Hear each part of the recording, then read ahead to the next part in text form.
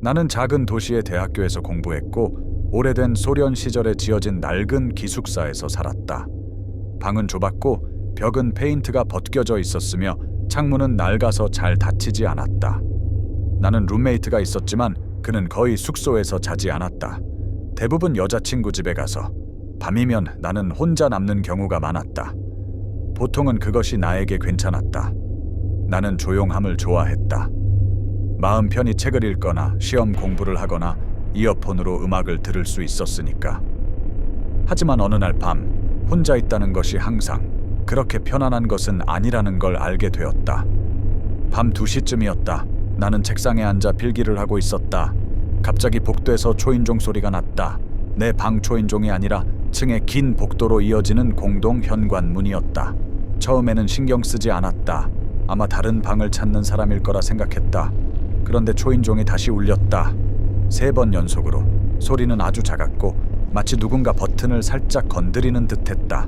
나는 귀 기울여 보았다. 발소리는 들리지 않았다. 보통 누군가 온다면 계단을 오르며 발소리나 말소리가 나기 마련이다.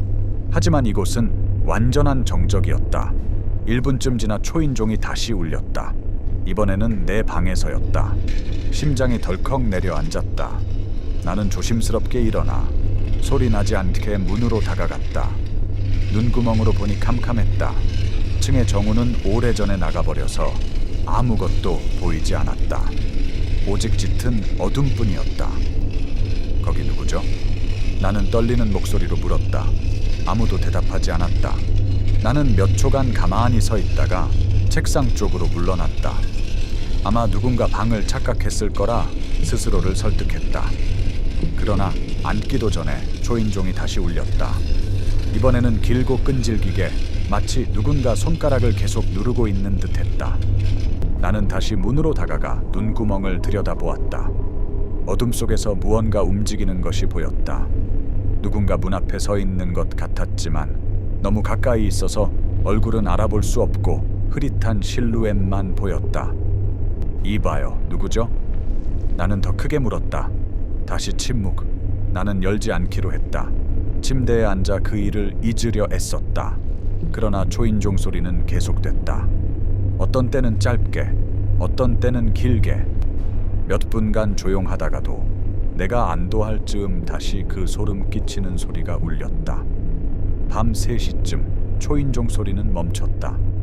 나는 안도의 한숨을 쉬고 잠을 청하려 했다. 하지만 눈을 감자마자 들려왔다. 누군가 문을 두드리는 소리. 초인종이 아니라 노크였다. 느리고 규칙적인, 마치 손톱으로 나무를 긁는 듯한 소리였다. 나는 또다시 문으로 달려가 눈구멍을 들여다보았다. 이번에는 얼굴이 보였다. 그 얼굴은 너무 가까워서 마치 사람이 문에 달라붙어 있는 듯했다. 그러나 뭔가 이상했다. 그 눈은 분명 나를 똑바로 바라보고 있었다. 하지만 나는 알고 있었다. 눈구멍 밖에서 안을 들여다볼 수는 없다는 걸.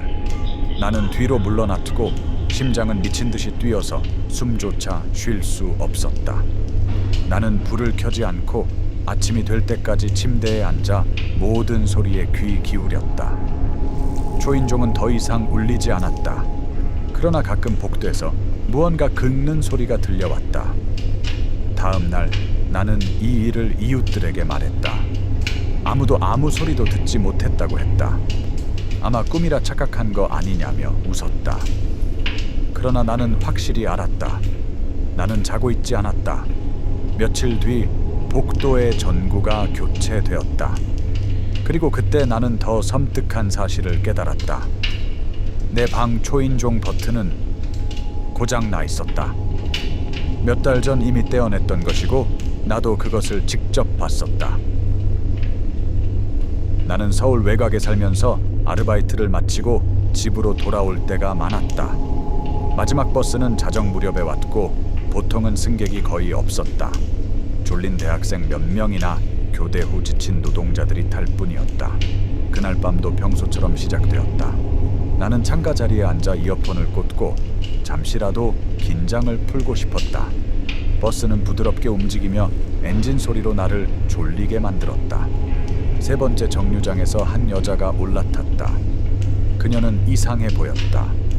얼굴을 가린 긴 검은 머리, 그리고 겨울밤에는 어울리지 않는 낡은 흰 코트를 입고 있었다. 그녀는 천천히 통로를 걸어와 내 자리에서 두 줄 앞에 앉았다. 처음에는 신경 쓰지 않았다.